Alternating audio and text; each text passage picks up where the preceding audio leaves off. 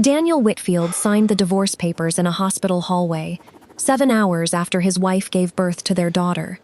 The ink was still wet when he handed the pen back to the lawyer his mother had hired weeks earlier, a lawyer his wife didn't even know existed until that morning. He didn't look back through the door of the recovery room. He didn't ask to hold his daughter one more time. He walked out of that hospital believing he had just made the smartest decision of his life, believing he was leaving with everything he needed and nothing he didn't. He had no idea that 3 doors down, his wife was holding a pen of her own. Rachel Whitfield sat alone in a hospital bed that still smelled like antiseptic and fear, her newborn daughter asleep in a bassinet beside her, and she signed a document that no one in that building understood the weight of. Not the nurses walking past her room, not her mother-in-law celebrating in the parking lot with a phone pressed to her ear. Not even Daniel, who was already 3 exits down the highway, already imagining a life free of the woman he thought had trapped him. Rachel signed slowly, deliberately, the way a person signs something they have thought about for months, not minutes. And when she set the pen down, she looked at her daughter and whispered 4 words. "This changes everything now." What Daniel didn't know, what nobody in his family bothered to ask, was what exactly Rachel had spent those final weeks of her pregnancy quietly preparing. He assumed her silence during their marriage's collapse meant surrender. He assumed a woman who didn't fight back had nothing left to fight with. He was wrong in a way that would take him months to fully understand, and by the time he did, it would already be too late to undo any of it. Because the paper Daniel signed ended a marriage, but the paper Rachel signed that same cold morning was about to end something Daniel valued far more than the marriage ever was. This is the story of 2 documents signed on the same morning, in the same hospital, by 2 people who had built an entire life together without ever truly knowing one another. One document was about walking away. The other was about who would truly own what was left behind. To understand how Daniel Whitfield ended up divorcing his wife hours after the birth of their first child, we have to go back nearly 4 years, to the night these 2 people met, long before either of them understood what the other was truly capable of.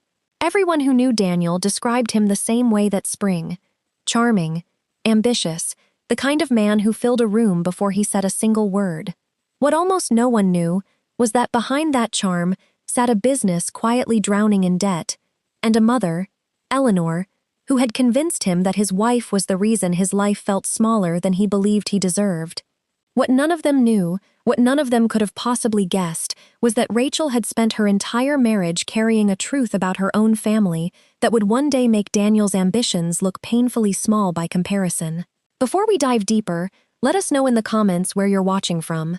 We'd love to hear from you, and don't forget to hit that subscribe button so you never miss any of our upcoming videos.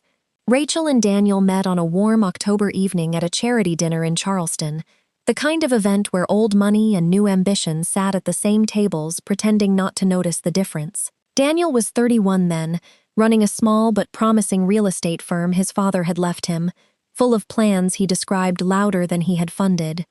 Rachel was 28, quiet in a room full of people trying to be noticed, and Daniel later admitted to friends that her silence was the first thing that drew him in. What he never asked, not that night and not for years afterward, was why a woman from a family as established as hers chose to live so modestly, so far beneath what her name could have afforded her. Rachel had grown up watching money destroy people, long before she watched it nearly destroy her own marriage. Her grandfather had built a shipping fortune, and her mother had spent decades watching relatives fight over it, turn on each other, and lose themselves entirely in the process. By the time Rachel met Daniel, she had already decided she wanted no part of that world defining her. She never lied about her family. She simply never volunteered the full truth, and Daniel, caught up in his own ambitions, never dug deep enough to find it. He assumed the modest apartment and the second-hand car meant she came from very little. He built an entire understanding of his future wife on an assumption he never once verified. Their courtship moved quickly, the way things do when 2 people are each quietly filling a gap the other doesn't know exists. Daniel needed someone steady, someone who made him look grounded to investors who worried about his impulsiveness. Rachel needed someone who didn't treat her like a fortune waiting to be managed. For the first 2 years of their marriage, it worked, or at least it appeared to work from the outside, which was the only vantage point Eleanor Whitfield ever seemed to care about. Eleanor had never approved of Rachel, not because of anything Rachel had done, but because Eleanor had always believed no woman was quite good enough for her only son. The cracks started small, the way they almost always do. Daniel's real estate firm began overextending itself on projects Rachel quietly worried were too ambitious for their finances. When she raised concerns, Daniel treated them as a lack of faith in him rather than a reasonable question from his own wife. Eleanor made things worse at every opportunity, reminding Daniel privately that his father had built an empire by taking risks nobody else believed in, and that a wife who doubted him was a liability, not a partner. Rachel heard these comments secondhand, through mutual friends who thought she should know, and she began to understand exactly how she was being discussed behind closed doors. By the time Rachel became pregnant with Grace, the distance between her and Daniel had grown wide enough that even strangers could sense it. Daniel spent longer hours at the office, though Rachel began to suspect the hours had less to do with saving his failing projects and more to do with avoiding conversations he didn't want to have.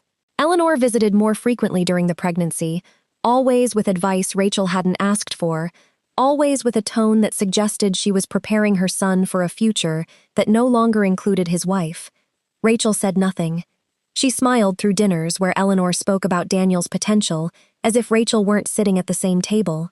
What no one in that family understood was that Rachel's silence had never once meant weakness. It meant she was watching, carefully, the way she had learned to watch her own relatives circle each other for decades over money and control.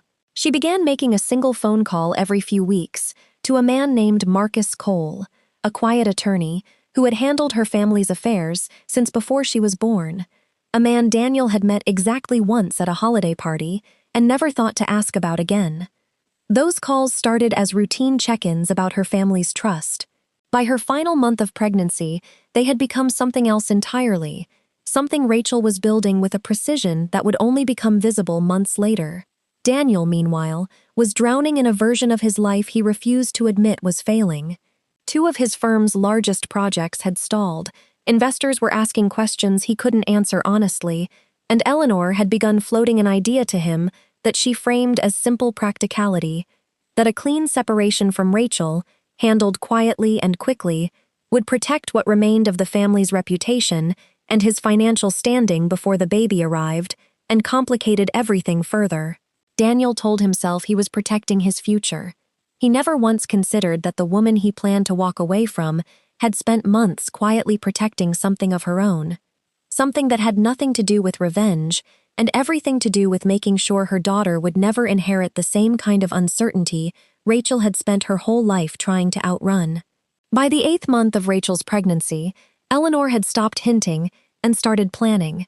She met privately with a lawyer to begin drafting divorce papers Daniel hadn't yet agreed to sign, confident that once she presented the plan as finished and simple, he would go along with it the way he always did.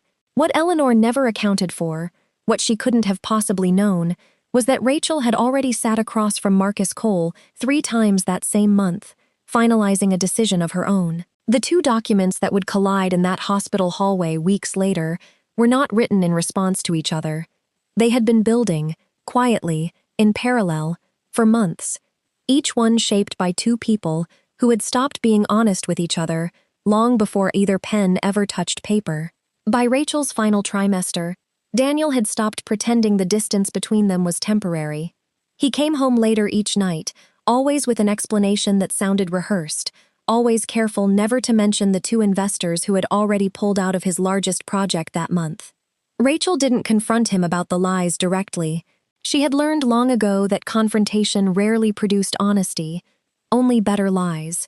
Instead, she watched, the same way she had watched her own relatives for years, noting every small inconsistency, every phone call Daniel took in another room, every visit from Eleanor that ended with Daniel looking more distant than before. Eleanor had grown bolder in her private conversations with her son. She reminded him constantly that his father would never have let a marriage slow down a business empire, conveniently leaving out the fact that his father's empire had nearly collapsed twice because of decisions made in anger rather than clarity. Daniel absorbed his mother's words the way he always had, without questioning them, because questioning Eleanor had never once ended well for him growing up. She began speaking to a lawyer on Daniel's behalf, drafting language for a divorce agreement before Daniel had even fully agreed to the idea, telling him it was simply preparation, simply protection, nothing that couldn't be reversed if he changed his mind later.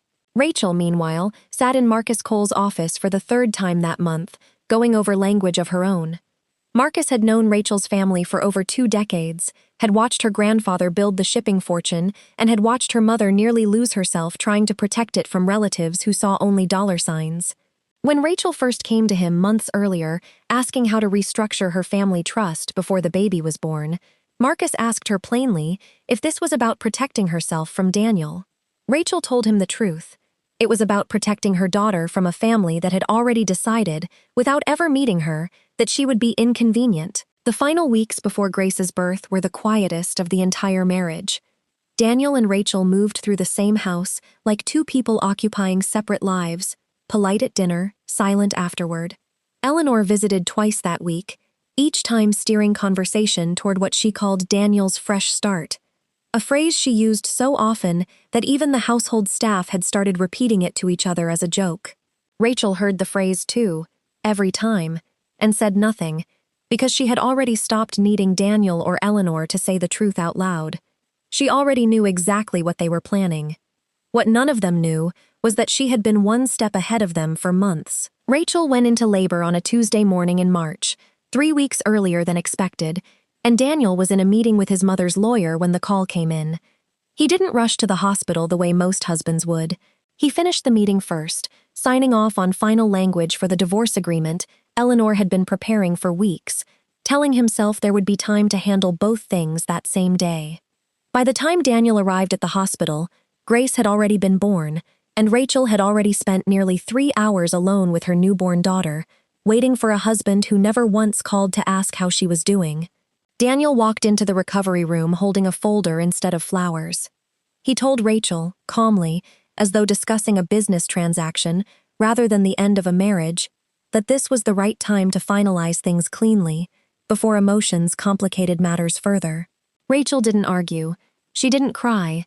She simply asked for a pen, and Daniel later admitted to friends that her calmness unsettled him more than any argument could have, though he never allowed himself to sit with that feeling long enough to question what it meant. He signed his name, confident he was walking away with everything intact.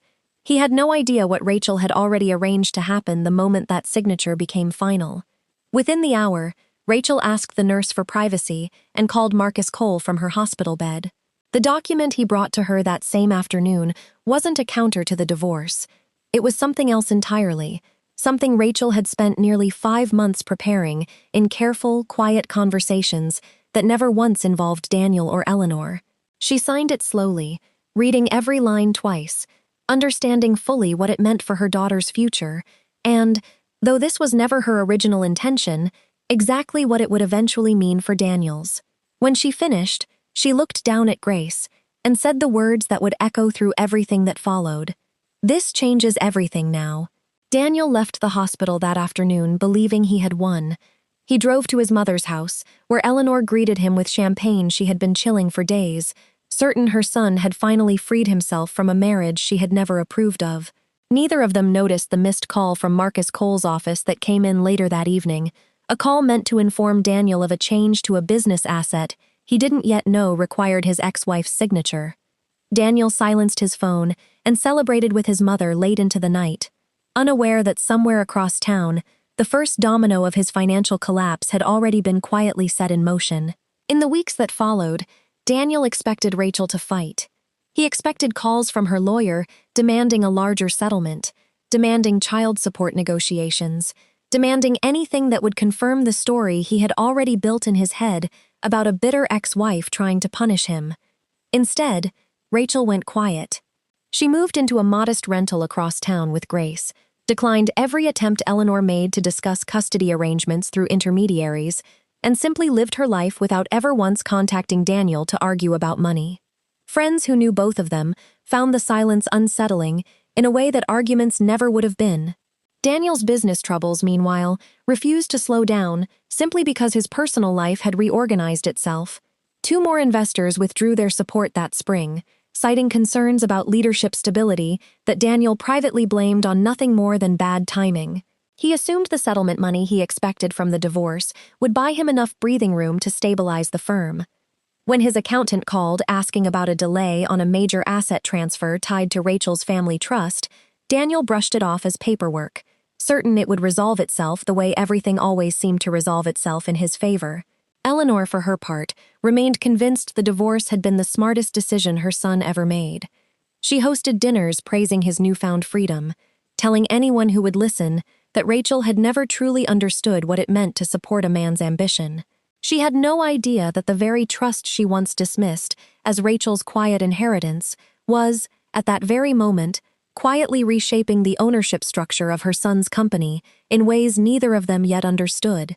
The silence Rachel offered wasn't submission, it was simply the sound of a plan already finished, waiting patiently for Daniel to discover it on his own. By early summer, Daniel's accountant called again, this time with more urgency in his voice. A significant asset tied to the company's original investment structure had been frozen pending review, and the freeze required a signature the company no longer had automatic access to. Daniel assumed it was a clerical error, the kind of bureaucratic delay that always seemed to plague growing businesses. He told his accountant to handle it and moved on with his day, never once suspecting that the asset in question had been quietly tied, for years, to a trust document he had never bothered to read closely when he married into what he assumed was simply Rachel's modest, unremarkable family. Daniel hired his own lawyer that summer, convinced Rachel was deliberately sabotaging his business out of spite. His lawyer began digging, expecting to find evidence of a bitter ex-wife pulling strings behind the scenes. What he found instead confused him. There was no sabotage, no hidden lawsuit, no vindictive paper trail. There was only a routine trust restructuring, filed months earlier, that appeared to have absolutely nothing to do with Daniel at all. His lawyer told him plainly that whatever was happening with the frozen asset had nothing to do with revenge and everything to do with paperwork that predated the divorce entirely. Frustrated, Daniel drove to Marcus Cole's office himself, demanding answers Marcus wasn't obligated to give him. Marcus, calm and unbothered by Daniel's frustration, told him only that the matter concerned a trust document Rachel had signed the same day she gave birth to Grace, and that any further questions would need to go through proper legal channels. Daniel left that meeting angrier than when he arrived, certain Rachel was hiding something out of malice, still unable to imagine any version of events where his ex-wife's quiet composure had never once been about hurting him at all. It was Daniel's own accountant, poring over years of company paperwork, trying to identify the source of the frozen asset, who finally found the answer buried in an old investment agreement from years earlier. Daniel's real estate firm had accepted early funding from a shipping family trust, back when the company was young and desperate for capital, funding secured through a family connection nobody at the firm had thought to question closely at the time. That trust belonged to Rachel's family, and the fine print, written years before Daniel ever met Rachel, gave the trust majority voting rights over any restructuring involving the company's core assets. The full picture finally became clear to Daniel on a Thursday afternoon, sitting across from his own lawyer with the original investment paperwork spread across the table between them. His company had never fully belonged to him the way he believed it did. A controlling stake had quietly rested with Rachel's family trust for years, dormant and unused, until Rachel activated it the same morning she gave birth to Grace. The document she signed in that hospital bed wasn't a settlement or an act of revenge. It was a formal restructuring naming Grace as sole beneficiary of the trust's holdings, with Rachel serving as trustee until their daughter turned 25. Daniel sat in stunned silence as his lawyer explained what this meant in practical terms. Because Daniel had finalized the divorce before the restructuring closed, he had unknowingly relinquished any claim to negotiate around the trust's new terms as a spouse. Had he waited even one more day, had he simply asked Rachel to delay the paperwork until they discussed the business together, the outcome might have been entirely different. Instead, his signature on the divorce papers, delivered with such careless confidence in that hospital hallway, had permanently locked him out of any leverage he might have once had over his own company's future. What made the revelation even harder for Daniel to accept was learning, through his own lawyer's careful research, that Rachel had never intended any of this as punishment. She had simply protected the one thing she refused to leave vulnerable, her daughter's future, in a family that had already decided, before Grace was even born, that she would be nothing more than an inconvenience to plan around.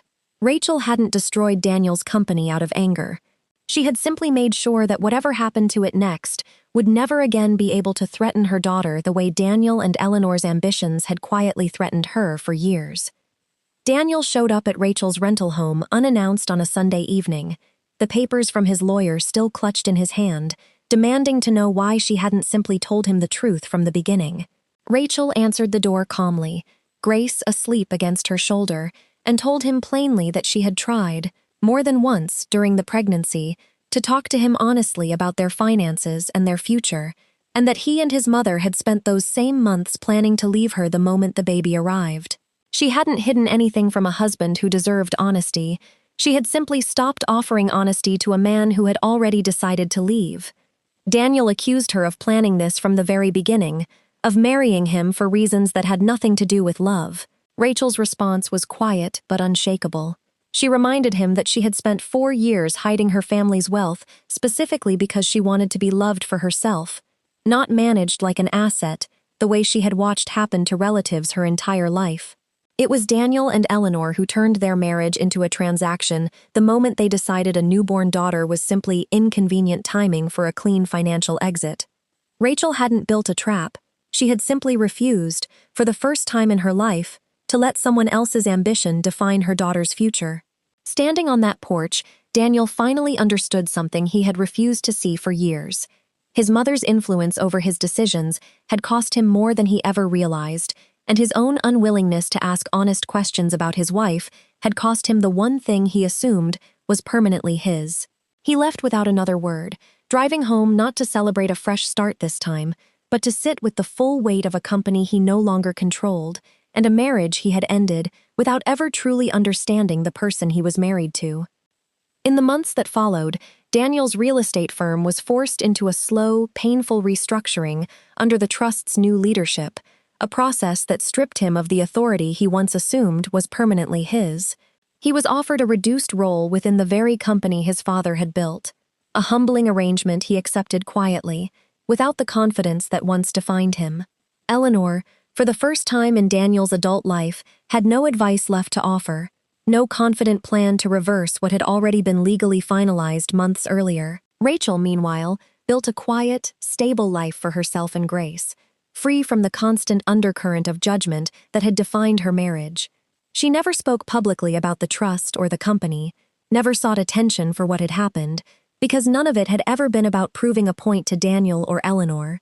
It had only ever been about making sure her daughter would grow up secure, protected, and free from the same pressures Rachel had spent her entire life quietly carrying on behalf of everyone else's ambitions but her own. Years later, those who knew both families still debated what truly happened that Tuesday morning in March, whether Rachel had planned everything from the start or simply responded, with remarkable composure, to a situation no one would have blamed her for reacting to with anger instead. What remains clear is that Daniel Whitfield walked into that hospital room believing he understood exactly who he had married. He walked out, having learned, far too late, that the quietest person in the room is often the one who has already finished thinking 3 steps ahead of everyone else. So we leave you with this question tonight. If you had spent years quietly protecting your family's future while the people around you underestimated your silence, would you have made the same choice Rachel made that morning? Or would you have fought loudly, the way Daniel always expected someone to fight? Let us know in the comments what you would have done in her position, and if this story kept you here until the very end, don't forget to subscribe, because there are many more stories like this one still waiting to be told.